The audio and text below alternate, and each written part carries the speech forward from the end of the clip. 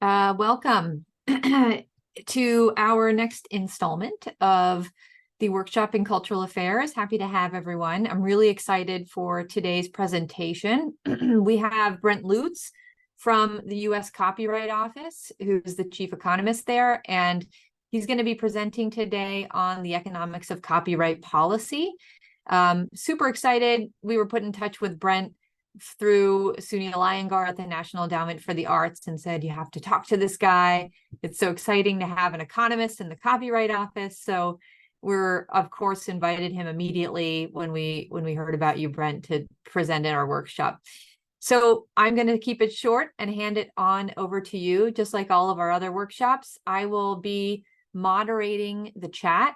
And normally we allow our presenter to present for around 30 minutes. You can put some chats in during that time, and then we open up the conversation for the last half of the workshop.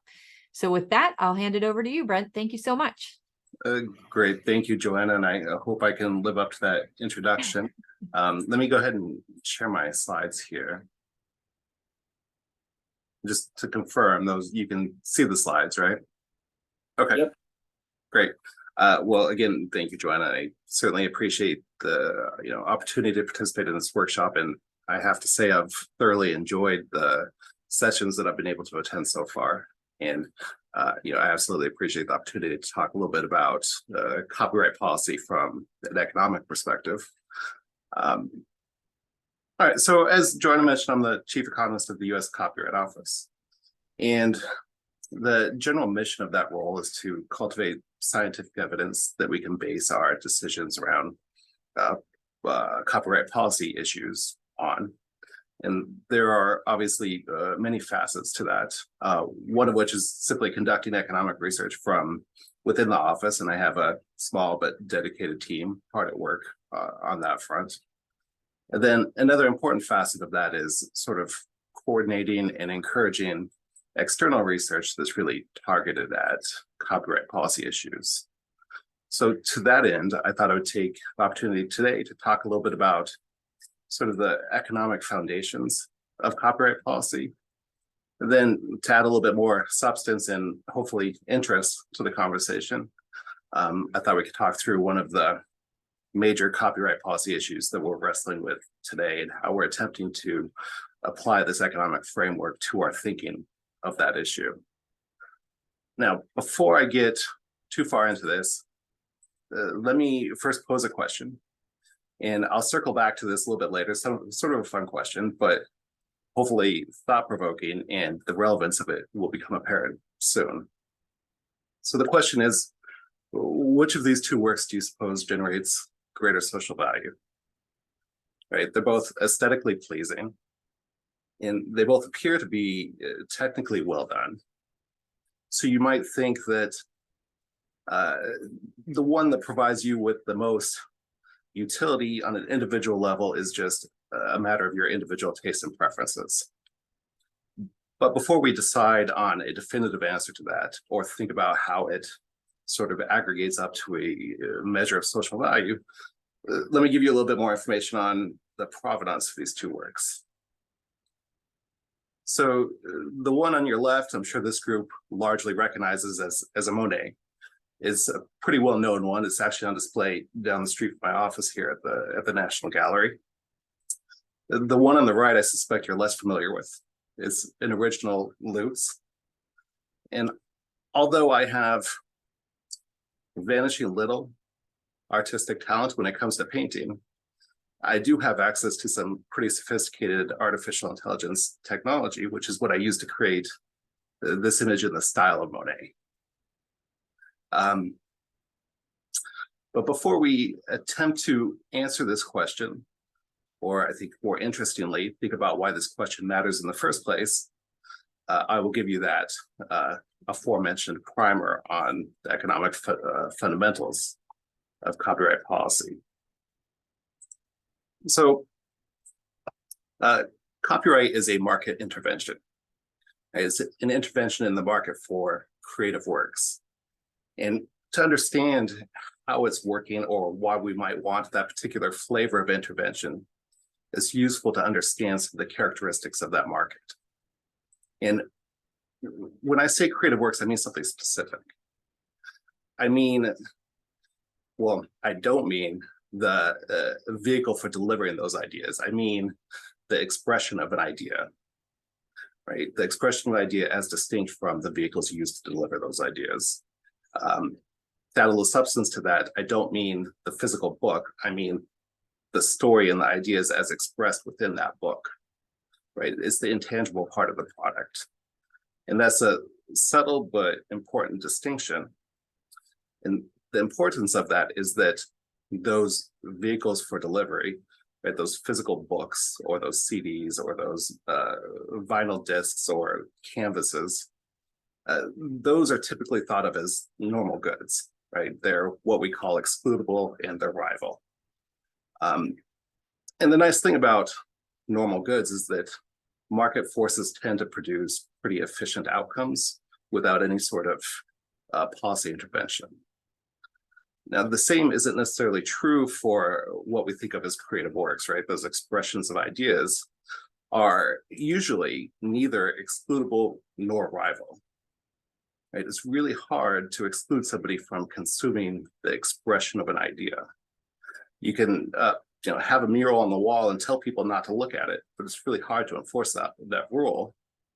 And even if you take that mural and put it in an exclusive gallery, to the extent that somebody with a moderate amount of artistic talent has access to that mural, they can recreate it, make it available for others to consume. Now, obviously, they're not consuming it through its original vehicle, which has its own value, but they're nonetheless consuming that expression of the idea. Along the same vein, those expressions aren't rival, right? Me looking at that mural has no bearing on your ability to look at and consume that very same mural. And you may recognize these two characteristics as the defining characteristics of a public good. I think more precisely, we would characterize them as, well, we would characterize creative works as sort of a quasi-public good. Well, one of the other important characteristics of creative works is that they tend to have a little bit of an unusual cost structure, insofar as the marginal cost of production tends to be pretty low, and the upfront fixed cost of production tends to be pretty high. And why all this matters is that the confluence of these characteristics means that without some sort of policy intervention, free riders, or as it may be in this case, copiers, can very easily enter the market and drive the market price down to their marginal cost. Now, keep in mind that the copiers don't face a meaningful barrier to entry because they don't have to pay those upfront fixed costs. All they have to pay is the marginal cost of copying those works. And so those marginal costs can be very low or even zero. And if the copiers can drive the price down to their marginal cost fast enough, that will prevent the original creator from ever having the hope of recouping those fixed costs. So what this does is effectively eliminate both the incentives and the means by which to create the works in the first place, right? And with creative works, it's a little bit more complex because we have a very rich mix of motives behind their creation, right? We have both intrinsic and extrinsic motives. So you may subscribe to a sort of romantic notion that, creators or artists aren't necessarily profit motivated. I don't think that's generally true, but even if you do subscribe to that, it's hard to argue that they're not profit enabled, right? That studio time and those paintbrushes and those canvases, they cost a lot of money. And if you can't have the hope of recouping those expenses, then it's really hard to produce those works, irrespective of how much intrinsic motivation you have. So what we have is a situation where certain works aren't being created, even though they would produce social value far in excess of the cost of producing them. And that's clearly an economic inefficiency, right? It's a market failure. And copyright is intended as a solution to that very specific market failure, right? We're attempting to convey a sense of excludability where none naturally exists. And through that excludability, we're giving rights holders a degree of market power. And they can use that market power to sustain prices above their marginal cost and at least have the possibility of recouping those fixed costs. So to put a point on it, copyright is the solution to the fixed cost recovery problem. Now, the reason that we choose to intervene in this way, like the ultimate goal of copyright, is to dynamically optimize public access to knowledge-based and creative works. And we're doing this not just for the static social value that such access creates, but we're doing it also because we recognize that this plays a dynamic role in economic development, right? And we want more and better works to be available in the future, and that's going to have compounding effects on future social welfare. And we recognize, thinking about this policy from a dynamic perspective, we recognize that the production of those works is a prerequisite for their consumption, and thus we need to incentivize their production.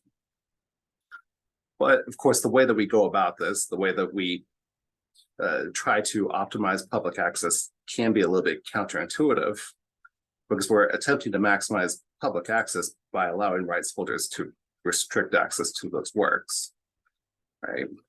Now, of course, we're doing this because, as I mentioned, we're thinking about the policy in a dynamic sense, and we want to incentivize production. But we nonetheless have to acknowledge that, this market power that we're conveying to rights holders has an access limiting effect. And that goes contrary to the ultimate goal of copyright. So as is the case with most policy issues, copyright is defined by a set of trade-offs. And with this policy in particular, we think about two fundamental trade-offs. The first is this trade-off between the production increasing effects of granting market power on the one hand, versus the access limiting effects of granting market power on the other hand, right? We want to grant enough market power so that creators can recoup their fixed costs, but we don't want to go too much beyond that, right? Giving them market power beyond what's necessary to incentivize the creation is going to result in an inefficient outcome. It's not going to be welfare maximizing. So we put constraints on that market power, right? And those constraints include things like fair use exceptions and term limits on copyright. And we use those sorts of policy mechanisms to, in principle, calibrate the market power to an optimal balance. Now, the second trade-off that we think of is that between the static incentives versus the dynamic production function. Now, here, as we economists are prone to do, I've used some technical terms to describe something that's actually pretty intuitive, which is just that knowledge and creativity builds on what already exists. Right? You need access to the things that exist in order to create new things.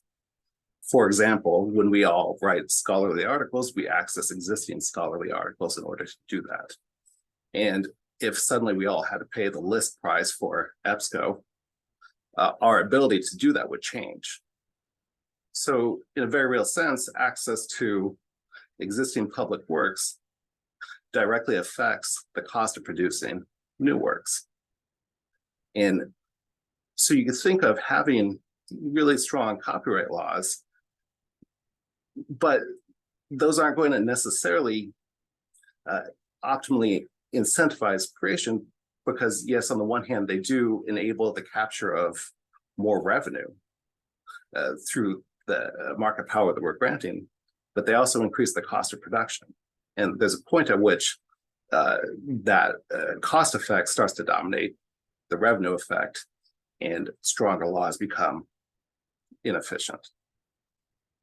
As you can imagine, this becomes a pretty complex dynamic optimization problem that we're still struggling to solve. But that's the general framework behind our economic thinking of copyright policy. And with that framework in mind, it's not hard to imagine the many issues that could be better informed through economic analysis. Those are things like finding the optimal level of enforcement, or calibrating fair use exceptions, or even issues of international trade, given how influenced our copyright policy is by our international treaties.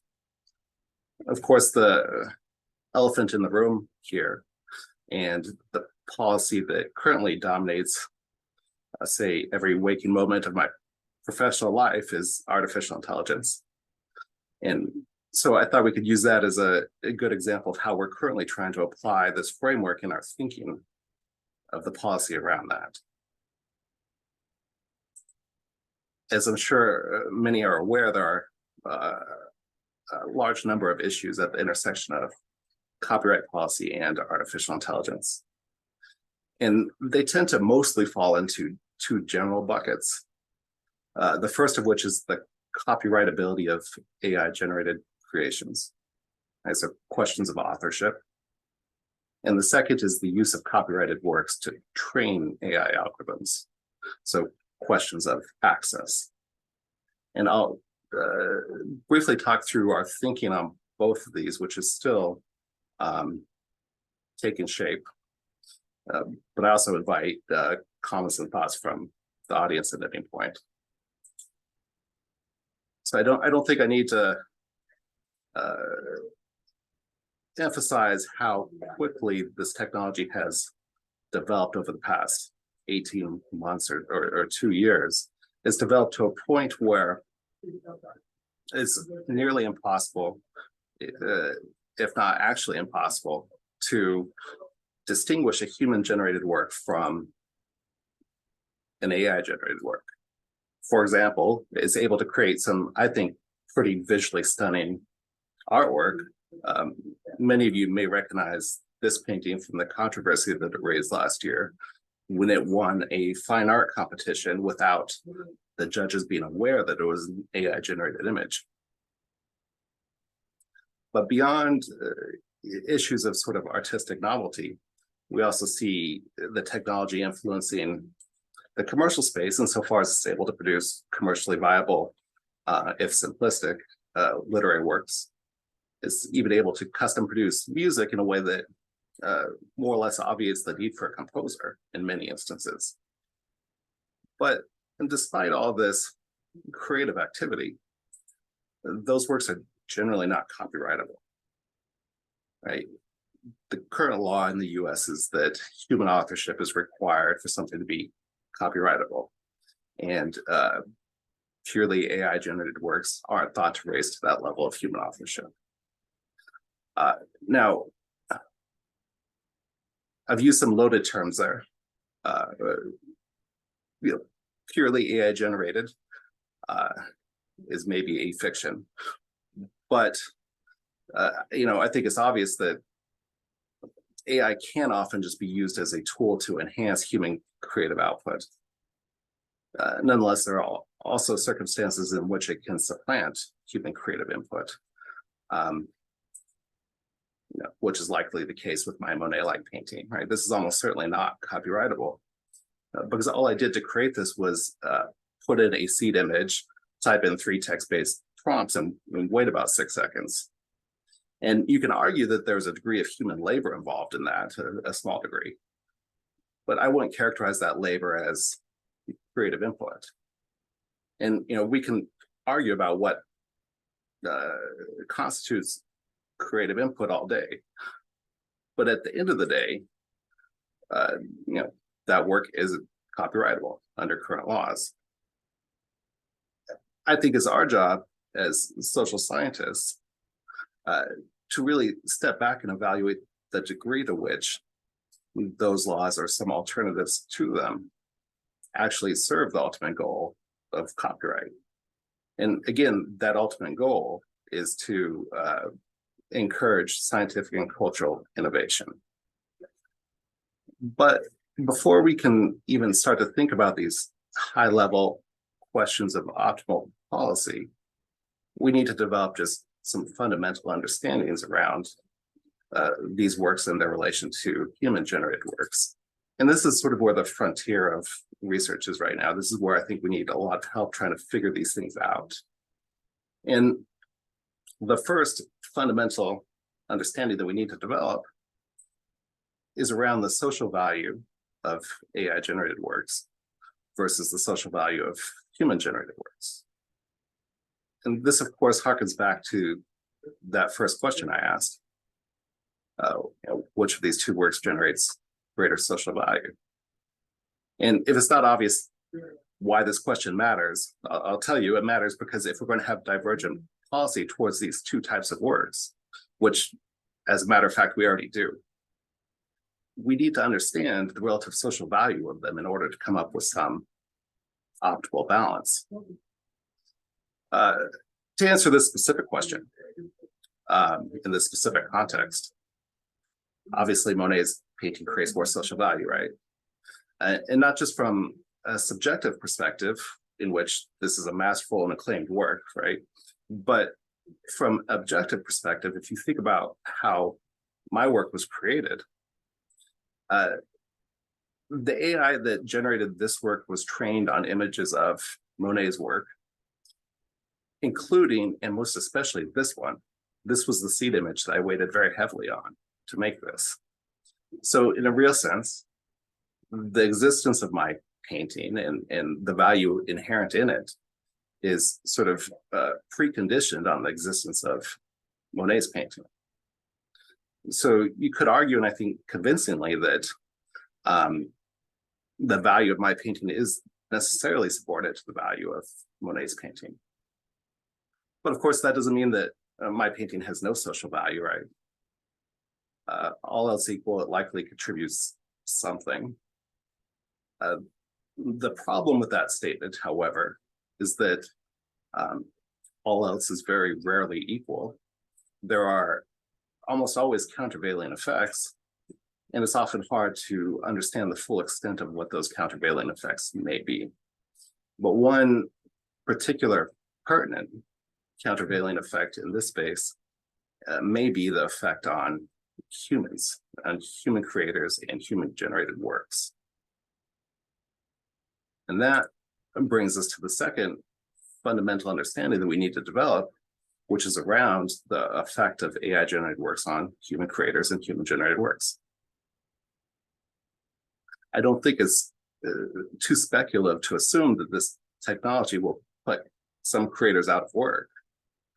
It's, of course, unlikely that, for example, someone like Taylor Swift is going to be forced to wait tables anytime soon as a result of AI technology.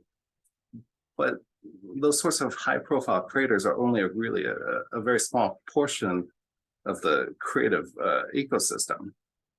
It's absolutely within the realm of possibility, and in many cases, current reality, that photographers and graphic designers and web content developers, and as current events may tell us, even screenwriters could be displaced by this technology.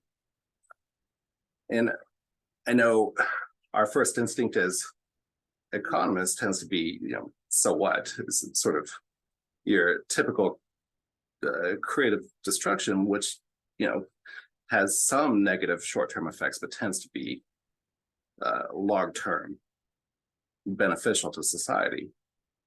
And maybe that's what's going on here. Maybe it's just, simple creative destruction. We'll all be better off later on as a result. But maybe it's something more than that I think we need to think about. Right? And we need to think about this from sort of a philosophical perspective around what is creativity and what are humans capable of creating.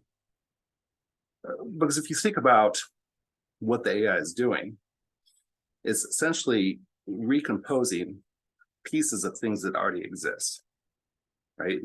Granted, it can do that at a very granular level, but those things that it produces are nonetheless recompositions of the works that are fed into it, right? Works that already existed, and in most cases were created by humans. So you can sort of step through a thought experiment of what might happen if we took all human creators out of the equation today, right? All the AI would be forced to be trained on things that already exist as of today, or things that were created from those things, right? Other AI works. And so creativity may be sort of bounded in that sense by what already exists.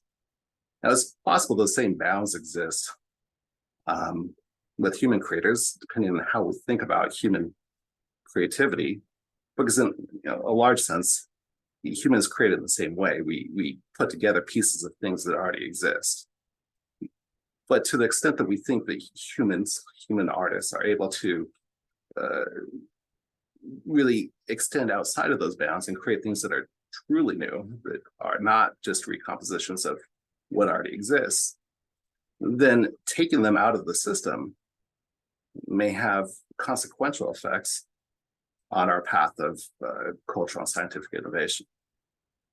So just at the end of the day, again, if we're going to have these divergent policies between these two types of works, we need to think about not only what are the relative social values of these things, but what are the interaction effects? How does one influence the other?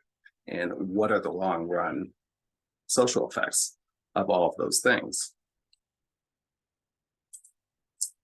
Now, the third fundamental understanding we need to develop here revolves around the incentive structure that's faced by AI-generated works.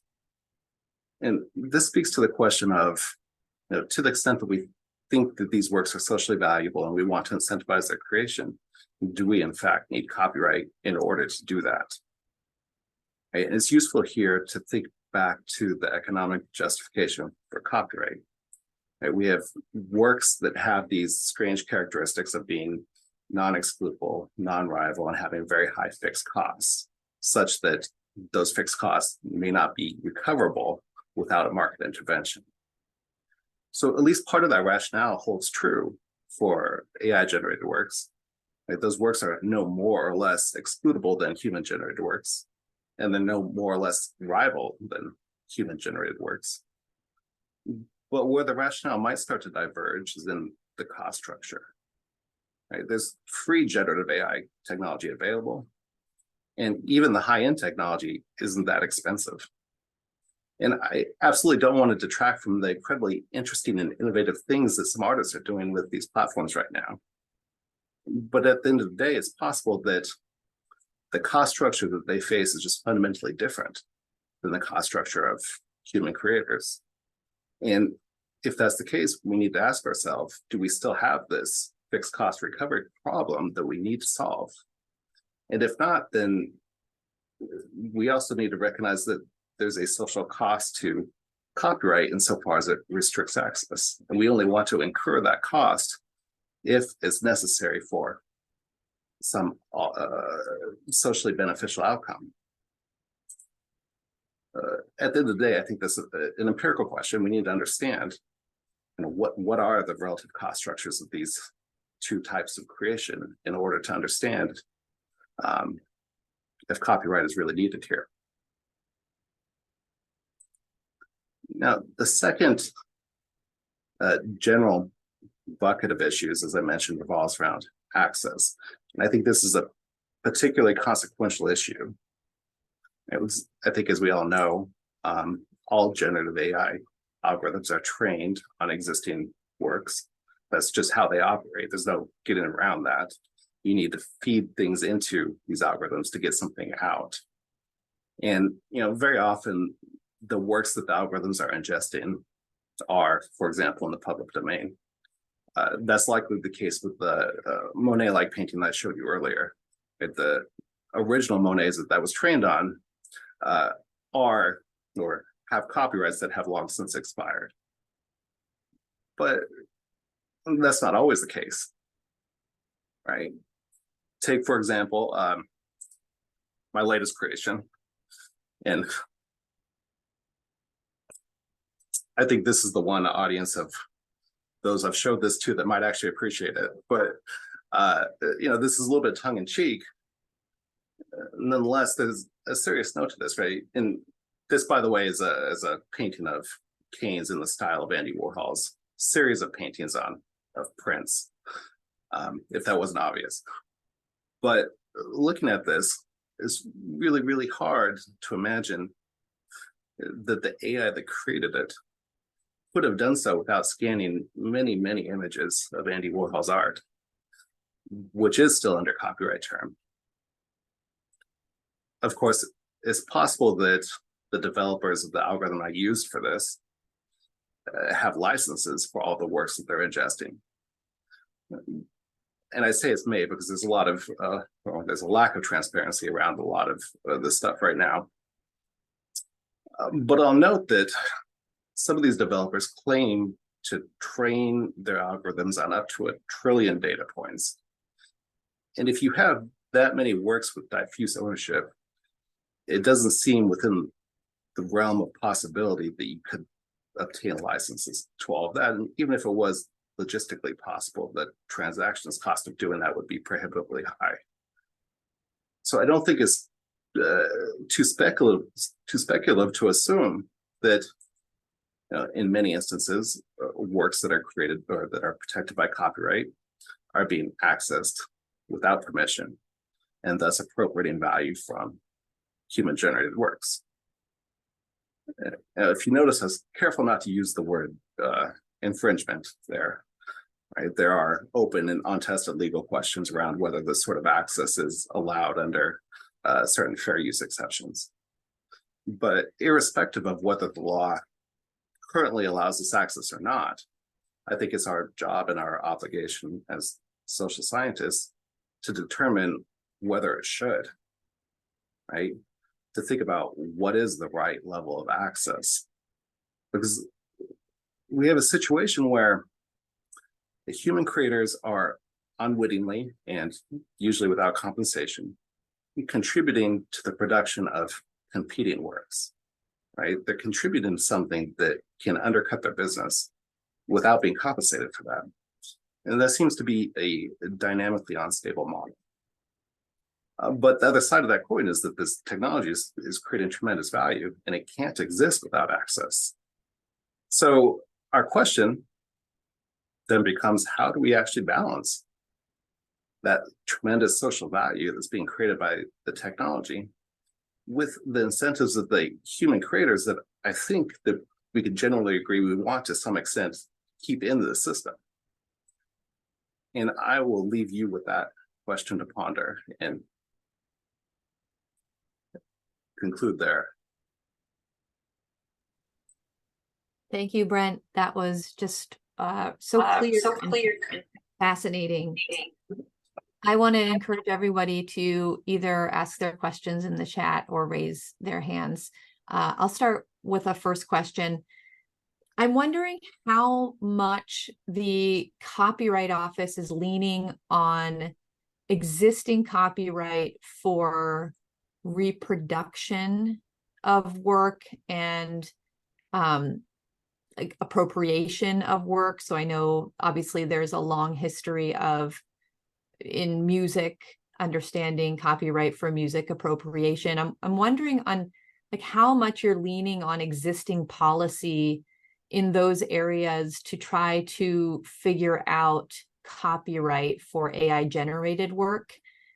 As I see it, like the main variable that changes is the fact that in all of these other types of copyright instances, we're dealing with human authored work. And in this obviously circumstance, you're not.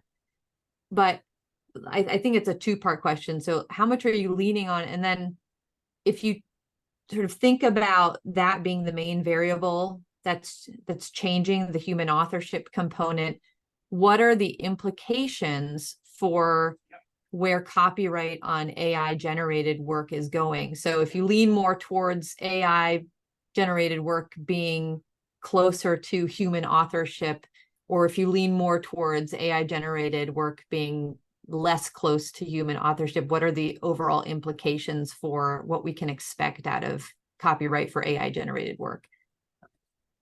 So I will, well, first of all, I think we're trying to not be unduly influenced by the policies that exist for,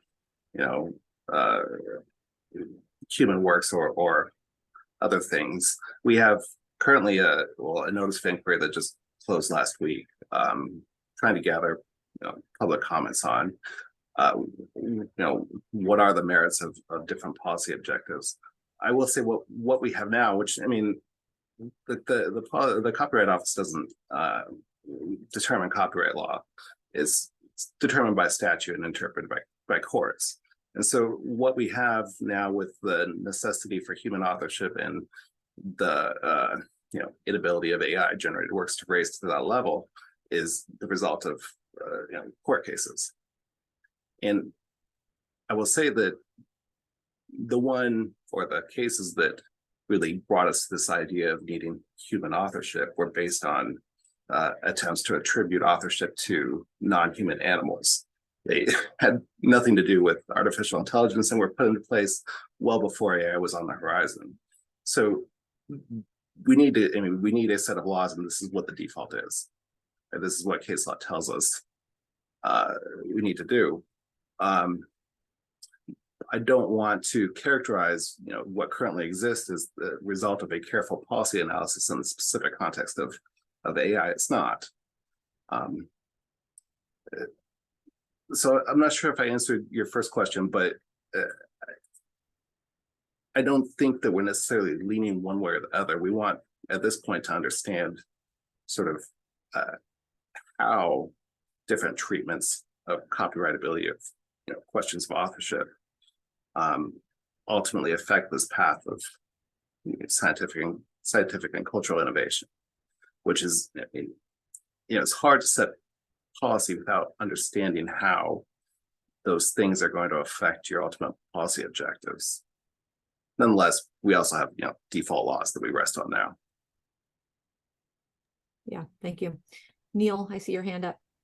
Yeah, I have a quick follow-up question to this, Brent. By the way, I'm an economist, not a lawyer, but I need to ask this question because what you're describing probably is going to end up in the Supreme Court.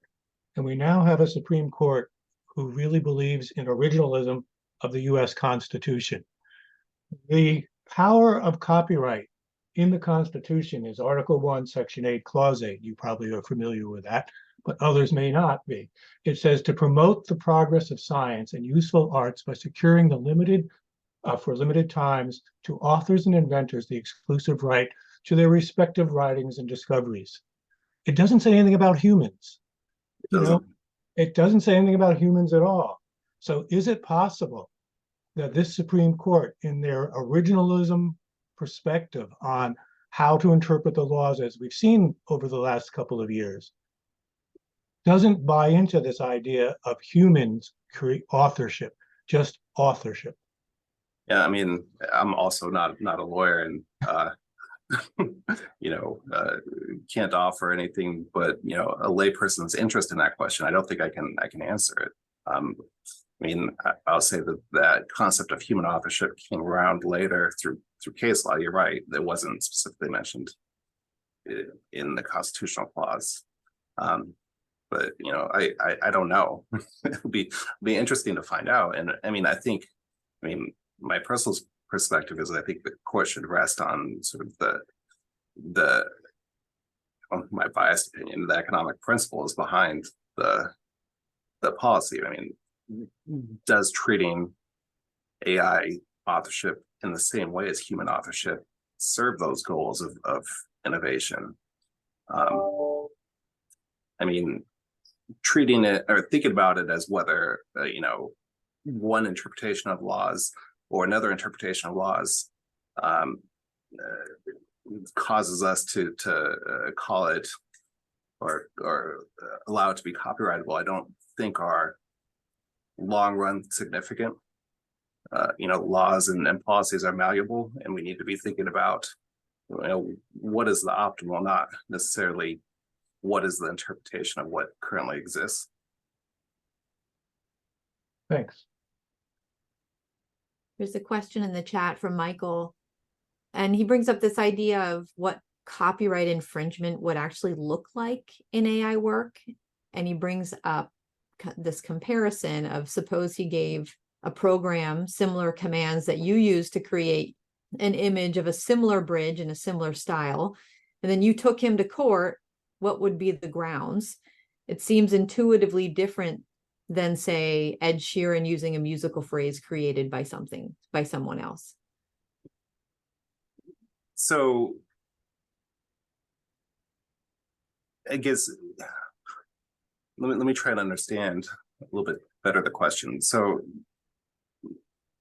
is the issue around the copying the painting or copying the set of commands that I used? I mean, you could argue that a list of commands could be copyrightable. I'm not sure. I think that's the question, is what would copyright infringement look like in AI? I mean, right now it wouldn't look like anything because it's not copyrightable. Yeah, I don't know. Yeah. Good question, but I don't think we're at a point where we can sort of conceptualize that yet. Yeah, and he's thinking more of a similar image as opposed to similar commands. Yeah, I mean, right now the image is just not copyrightable. So, I mean, I won't say you can't take me to court. Of course you could, but I don't think you would get very far. Yeah. I mean, there's a concept also in copyright law around sort of independent creation, right? And so even if the works were copyrightable, but my work had no influence on his making of that work that resembled mine, then that would be sort of a defense for infringement. Yeah. Jessica. Thanks so much. This was very interesting. I was thinking about, you know, in the economic context, we've been talking a lot about creators. And of course, there's different kinds of, if we think about the difference between individual creators and, for instance, companies who then enter into a negotiation with individual creators to take on or make use of or license the copyright. And of course, then copyright becomes to some degree a bargaining tool in between individual creators and companies. I'm trying to think about how that would or wouldn't show up in terms of AI, right? As such, AI, I don't think any of us would say any of these AIs have status as persons or as individual creators and could not do that. So there's only companies at issue here. I don't know. That's just my question, kind of more of a thought question. So are you asking, I don't know, maybe you could give me a scenario which this would come up. So to what extent, so who would be the copyright owner in the case of AI works being copyright, and to what extent would their impossibility of being owned by an individual make a difference in the entire ecosystem of copyright, right? So beyond the fact of the possibility of AIs, even without copyright, let's just call it taking away work from human creators, would the possibility of AIs having copyright take away more work, or like, yeah. Sorry, there isn't a firm question there. So in terms of ownership, neither an individual nor a company can currently own a copyright around an AI generated work because it doesn't exist. But I don't think that there's a disconnect between, in this particular context, between AI generated works and human generated works, because companies own copyrights around human generated works insofar as they're works for hire. With respect to AI taking away opportunities for human creators, I mean, I think that's a very real possibility, and I think that's going to be more apparent, obviously, in those commercial interests, like you mentioned, the companies that aren't necessarily interested in the human creative artistic part, but in the commercial aftermath of that.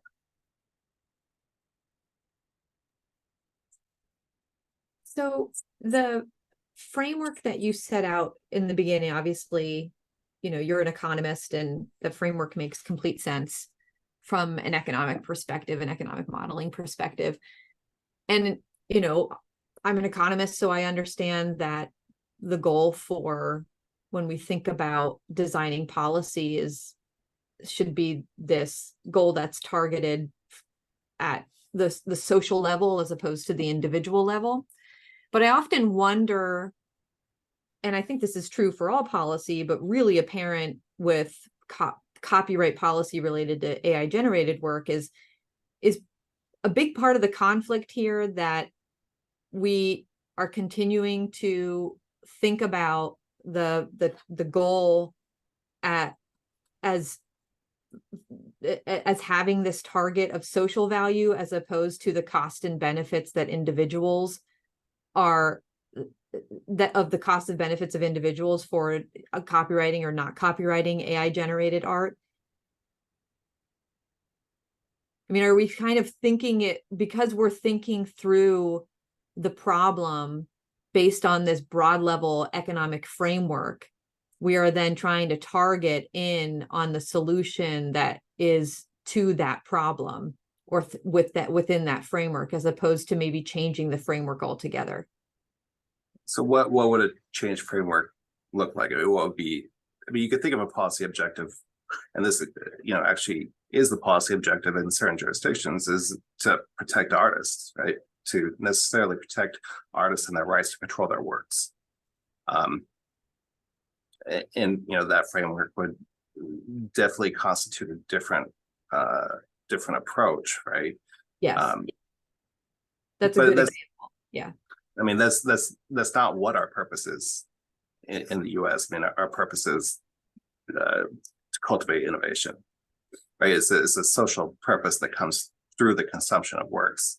So it's a little bit more consumer focused than producer focused as compared to other countries. Right. Yeah, it is, especially thinking about the screenwriters. That was a major piece of divisiveness, right? Or point of divisiveness among screenwriters is that, they're thinking about the substitution of their jobs, losing their jobs. And the screenwriting industry is thinking about, obviously, the efficiency of production. And it's really hard to come to a happy middle ground there, although they did. And I mean, I would say that our policy should be agnostic to both of those perspectives, right? It should be focused on the social benefit to consumers, right? And some of that comes through more efficient production on the produce on the screenwriter side, and some of it comes from well, let me rephrase that. Some of that comes from cheaper labor or the lack of labor that you need to pay for. And some of it may come from the higher quality work that humans might be able to produce. But I mean, our job isn't to necessarily protect the industry or to protect creators, is to maximize social welfare that comes out of this process. Doug, your hand.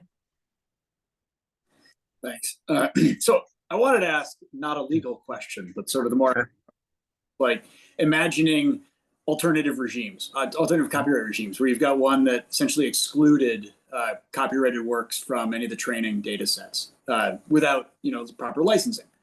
So you could see a world where all the creators, or at least owners of copyright, can license as they see fit into these training data sets. And then I started imagining what that sort of future equilibrium would look like compared to perhaps status quo prevailing. And I'm curious first to hear your thoughts on, if you've thought about that, what it would be like, and if you haven't, invent something on the spot, because that's easy. And then the second question to be, is this even a reasonable thought experiment, given that most of these training modules, most of these training data sets, as far as I know, are essentially just scraped off that worldwide internet. And if we want to regulate things and enforce domestically, that might not be sufficient to make a real difference. So, what do you? So, I mean, those things are related. I mean, the things that they're scraping off the web are still copyrighted materials.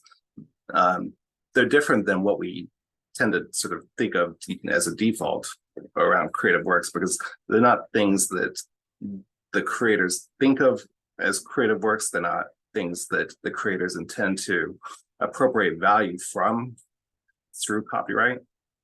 And that sort of ambivalence plays a role in how you might want to go about a licensing regime, right? Whether, for example, you want some sort of opt-in or opt-out system. Because the fact of the matter is the vast majority of creators don't care if their work is scraped by the algorithms or not. And in those instances, it would be pretty inefficient to put a barrier between, parties on either side of the transaction. It's something we think about a lot, and there's a lot of pressure to come up with some sort of collective licensing regime, whether it's through a statutory mechanism or a private collective organization. I think, like I mentioned earlier, this is one of the frontiers of economic research, is trying to think through what the most effective licensing or access model could be. There's problems with every approach, so I guess it's how do you minimize those downsides? There's a question about licensing in the chat too, and publishing and distribution, because I think most of what we've been talking about is about creation, but whether or not you're thinking, also considering licensing arrangements with respect to copyright and AI, and whether there's sort of a need to distinguish authorship from licensing in the considerations overall.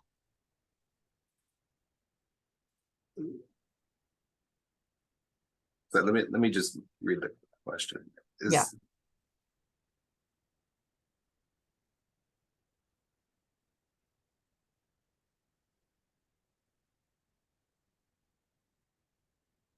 Are there different challenges when it comes to copyright in relation to AI when it has to do with licensing or distribution as opposed to creation?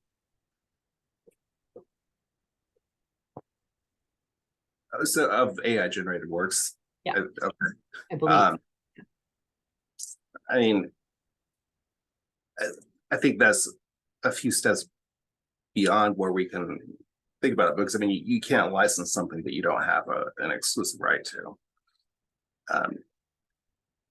So, I'm not really sure how all this would play out in sort of the licensing and distribution context. Yeah, that's okay.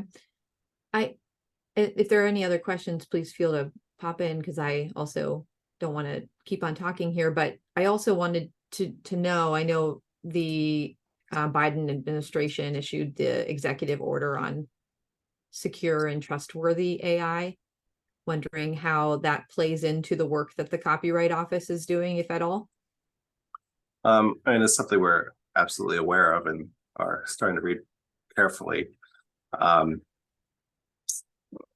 don't think I can comment on that specifically, but one of the things, at least that I think about a lot, is the implications that this technology has around ownership and the access to knowledge, and how that can influence not just economic outcomes but democratic outcomes and sort of social equity outcomes. So definitely top of mind. I don't know that I can comment more specifically. Yeah, I'm starting to think about other uses of AI generation where, right, it has to do with more than producing an aesthetically pleasing bridge, but something possibly with greater harm or impact. Yeah, and there's real questions, sort of antitrust and other questions around sort of the concentrated ownership of in this case, knowledge, right, in the form of data. I think a lot of these training algorithms have a really concentrated ownership, and that may be problematic at some point. Okay.